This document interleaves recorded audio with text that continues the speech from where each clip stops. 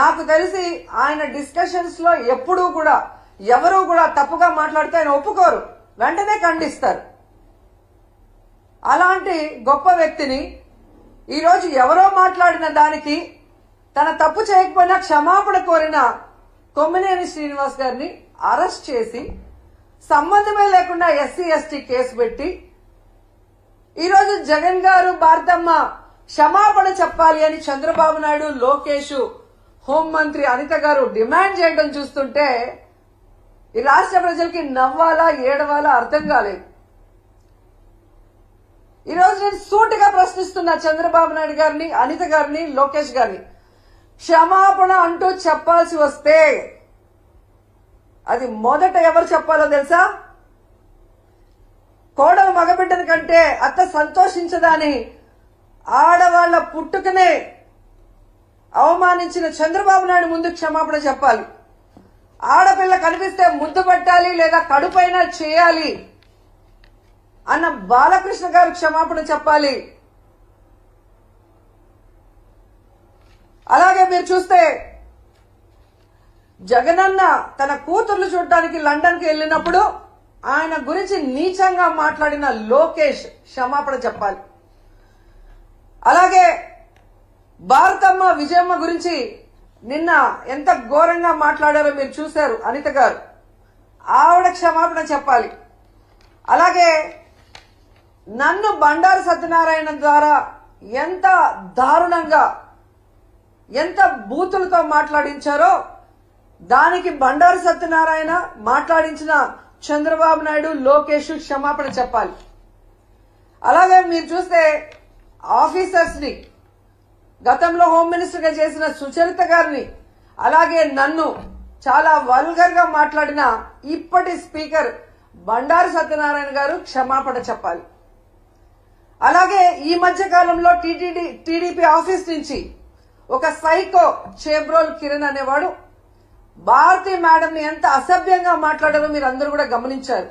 మరి టీడీపీ ఆఫీసులో అతనితో మాట్లాడించిన చంద్రబాబు నాయుడిని, లోకేష్ ని క్షమాపణ చెప్పాలి. వాళ్ళ మీద కేసులు కూడా పెట్టాలి అంత ఘోరంగా మాట్లాడినందుకు. నిన్న మీరు చూస్తే మూర్తి గారి డిబేట్ లో సంబంధమే లేకుండా రేణుకా చౌదరి గారు ఎంత అడ్డదిడ్డంగా మాట్లాడుతుందో మనం గమనించాం. మరి ఆవిడ మీద ఎందుకు కేసు పెట్టలేదు? మూర్తి గారి మీద ఎందుకు కేసు పెట్టలేదు? ఎందుకు బిఆర్ నాయుడు గారు క్షమాపణ చెప్పలేదని నేను అడుగుతున్నాను. ఈరోజు సాక్షిలో మాట్లాడారన్నారు, అదే మాటలు ఆయన మాట్లాడిన విధానం తప్పు, కృష్ణంరాజు అనే వ్యక్తి. కానీ అదే వార్తలు టైమ్స్ ఆఫ్ ఇండియాలో వచ్చాయి, అదే న్యూస్ ఈటీవీలో వచ్చింది. మరి వాళ్ళ ఆఫీసుల మీద ఎందుకు దాడులు జరగలేదు? వాళ్ళ మీద ఎందుకు కేసులు పెట్టలేదు? కేవలం సాక్షి మీద ఎందుకు దాడులు చేస్తున్నారు?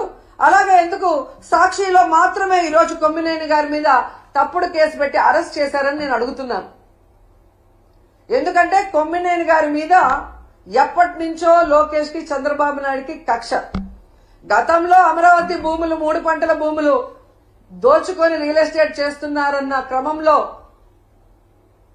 ప్రజలు అక్కడ ఎవరైతే తిరగబడ్డారో, రైతులు తిరగబడ్డారో అవన్నీ కూడా ఆయన తన డిబేట్ లో ప్రజలకు అందిస్తున్నారన్న కక్షతో ఎన్టీవీ యాజమాన్యం పైన ఒత్తిడి తీసుకొచ్చి ఆయనని ఆ ఛానల్ నుంచి బయటకు పంపించారు. అక్కడి నుంచి వేరే ఏ ఛానల్లో ఆయన వెళ్ళినా అక్కడ రానికుండా గేట్లు వేయించారు. సాక్షిలో ఉన్నారు కాబట్టి ఈరోజు ఆయన మీద కక్ష కట్టి ఇటు జగనన్నని, భారతమ్మని ఇరికిస్తూ అటు కొమ్మినేని గారిని ఇరికించాలని ప్లాన్ చేయడం నిజం కాదా అని అడుగుతున్నాను. ఎందుకంటే ఈ డిస్కషన్ జరిగింది జూన్ 6వ తేదీ. ఆ రోజంతా ఎవ్వరూ మాట్లాడలేదు. ఆ జరిగిన నెక్స్ట్ సెకండ్ అది తప్పు అని చెప్పి తాను తప్పు చేయకపోయినా సారీ చెప్పారు జర్నలిస్ట్ గారు, కొమ్మినేని గారు.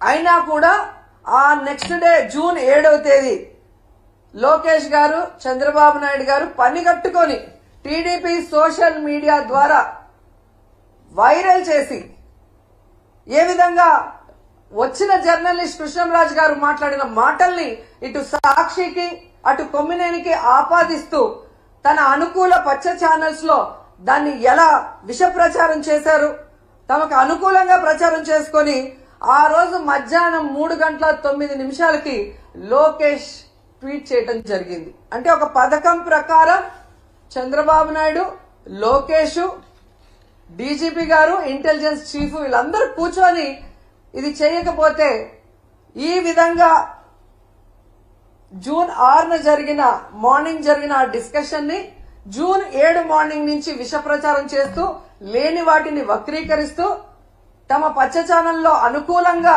మాట్లాడించుకొని తమకి వైఎస్ జగన్ గారి కుటుంబ సభ్యుల మీద అసభ్యకరమైన పోస్టింగ్లు పెట్టించి రాష్ట్రంలో ఉన్న అన్ని పోలీస్ స్టేషన్లో తెలుగుదేశం పార్టీ నాయకులతో కేసులు పెట్టించి ఆ వ్యాఖ్యలతో సంబంధం లేని సాక్షి మీద దాడులు చేసే విధంగా అందరినీ కూడా రెచ్చగొట్టింది నిజం కాదా అని నేను అడుగుతున్నా. ఆ తర్వాత 3వ రోజు జూన్ 8 అదే ప్రచారాన్ని తమ అనుకూల మీడియాతో కంటిన్యూ చేయిస్తూ ప్లాన్ ప్రకారం మధ్యాహ్నం 1:49 చంద్రబాబు నాయుడు ట్వీట్ చేశాడు, వీళ్ళని అరెస్ట్ చేస్తాను అని. అడిగింది కొడుకు, చేయించింది తమ పార్టీ నాయకులతో కంప్లైంట్లు ఇప్పించి తమ పచ్చ ఛానళ్లతో తప్పుడు ప్రచారం చేయించి పెద్ద మనిషిలాగా దాన్ని కేసు పెట్టి అరెస్ట్ చేస్తానన్నట్టుగా ఈయనతో మాట్లాడిస్తూ అదే పథకంలో భాగంగా పవన్ కళ్యాణ్ ఆఫీస్ నుంచి Pawan Kalyan press note release చేసినట్టు 3:40 ప్రెస్ నోట్ రిలీజ్ చేయడమే కాకుండా సాయంత్రం 6:45 పవన్ కళ్యాణ్ గారి ద్వారా ట్వీట్ చేయించారు.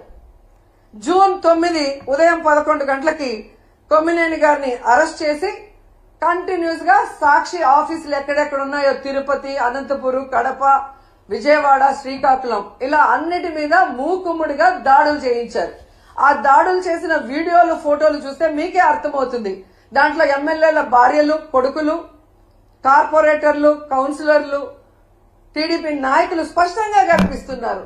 అంటే ఒక పథకం ప్రకారం చంద్రబాబు నాయుడు కూటమి ప్రభుత్వం చేస్తున్న తప్పుల్ని ఎత్తి చూస్తున్న సాక్షిని, వాళ్ళు చేస్తున్న అవినీతిని ఎత్తి చూపిస్తున్న సాక్షిని, వాళ్ళు ప్రజలకు ఇచ్చిన